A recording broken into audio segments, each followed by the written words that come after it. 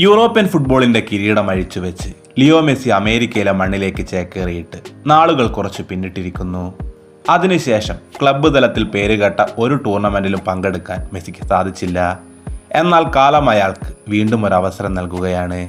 ലോകത്തിലെ ഏറ്റവും ശക്തരായ ക്ലബ്ബുകൾ മാറ്റുരയ്ക്കുന്ന ക്ലബ് വേൾഡ് കപ്പിലൂടെ തീർന്നെന്ന് വിധിച്ചവരുടെ മുന്നിൽ അയാൾ ഒരിക്കൽ കൂടെ ഉയർത്തെഴുന്നേൽക്കുമെന്ന പ്രതീക്ഷയിൽ ആരാധകരും കാത്തിരിക്കുകയാണ്. ഇന്റർ മയാമി വെസ് അൽ അഹ്ലി SC ലിയോ മെസ്സിയുടെ മാന്ത്രിക സ്പർശത്തോടെ മറ്റൊരു ക്ലബ് വേൾഡ് കപ്പിന് തുടക്കമേകുന്നു.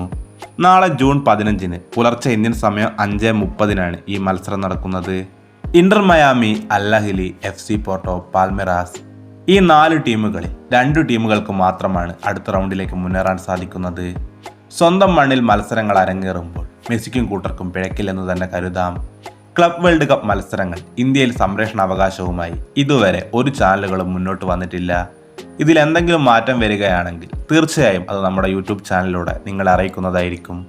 ഈ മത്സരങ്ങൾ കാണാനുള്ള മറ്റു മാർഗങ്ങൾക്കായി താഴെ കൊടുത്തിട്ടുള്ള നമ്മുടെ ടെലഗ്രാം ഗ്രൂപ്പിൽ മറക്കാതെ ജോയിൻ ചെയ്യൂ.